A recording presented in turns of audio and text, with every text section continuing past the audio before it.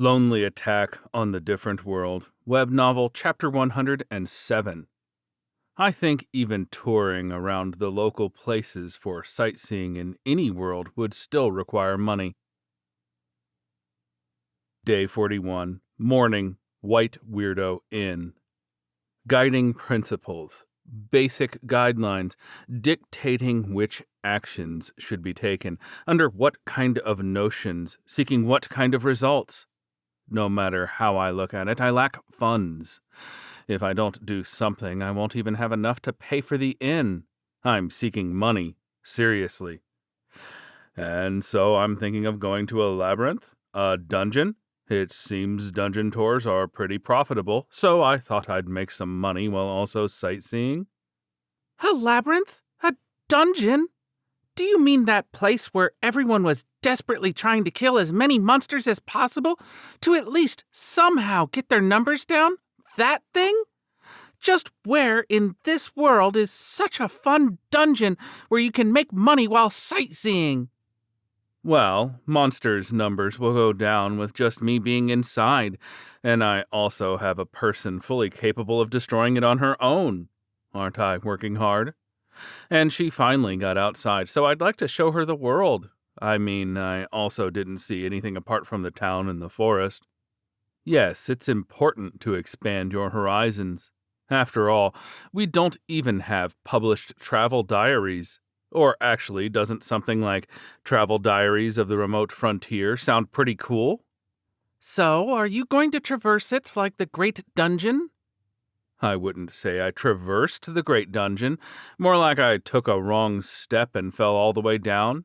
Can you really call that traversing? Even if you can, it was still just climbing up the stairs step by step.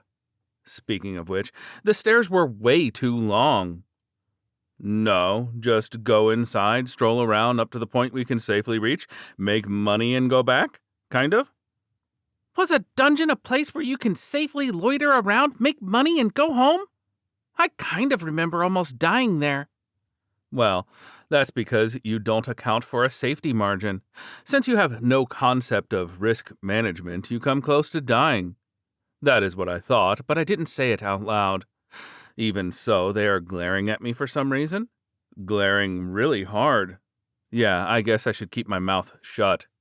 I tortured geeks a bit, and it turns out there are quite a lot of dungeons here and there. And, well, there are no monsters in the forest anymore. Yeah, seems so, but are you going to destroy dungeons now? Just because you'd exterminated all of the monsters in the forest? And why are you casually torturing the geeks? Well, there are no other sources of income. There is only 50,000 eddy of pocket money per day. I think it's fine for the avatar of avarice to get angry demanding a raise as well. Torture? Don't say such terrible things. Since I didn't burn their heads yet, we just chatted for a bit while I was trying to do so. Just a friendly chat. You are the one who said you tortured them, and you can't call it chatting while you're trying to burn their heads friendly. But they didn't burn. It was another failure. Because I sold them professional metal, job-specific trait up, the Guardian's abilities were boosted. I mean, even Meteor wasn't enough, even though I threw 16 of them in rapid succession. As expected of a cheat job, he should apologize to the jobless. So, after breakfast, I'm going to assess the new dungeon property near the village downstream. The new dungeon property? It is indeed a new dungeon, but it's not like it's up for sale. Eh? What is a dungeon? Can you assess it? And regardless of that assessment, he is going to usurp all floors if he likes it. And it's not like he's going to try and buy it or anything. He's just going to seize it from the monsters. Huh? It is supposed to be a good thing, but why does it sound so evil? Well, looks like there are no lots for sale. But the hotel pay is a constant problem. I stay on the tab, collect all the money I can from the town, pay the tab, then stay on the tab again. And when I eventually run out of money again, go to the guild and take all of their money, pay the tab. I'm barely staying afloat. After all, I even have the avatar of avarice with me. Well, I ordered a sexy dress at the general store and then forced her to buy it, which is fine, but the underwear to go along with it was very expensive. Of course, since I was there, I bought all of it, and that's how all of my money disappeared. Well, naturally, being a high school boy, I then worked really hard during the night. I mean, I was summoned to this world when I was just in the second year of high school, so the only chance I had to see hostess bar ladies was on TV, and then there was a sexy backless dress. The cut is so low that her back is completely exposed.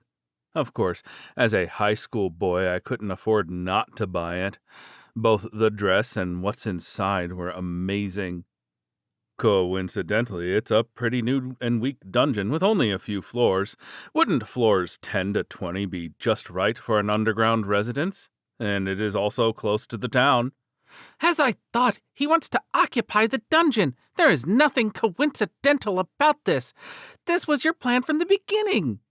I mean, if it grows gigantic, reaching 100 floors, then I will be able to build a huge bath there. But having to walk the stairs to the 100th floor is too much. One would definitely get cold on the way back from the bath. 10 floors sounds reasonable, should be affordable.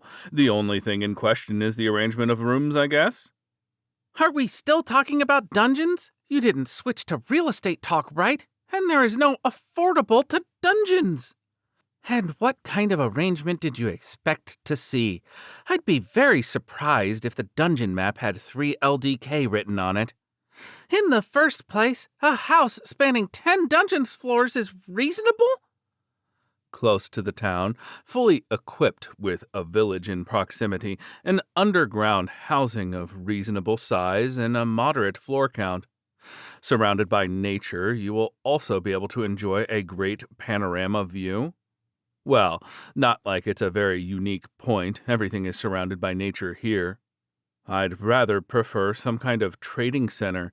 A shopping mall-like dungeon with a huge bookstore would be the best. Yeah, if I find one, I will immediately capture it.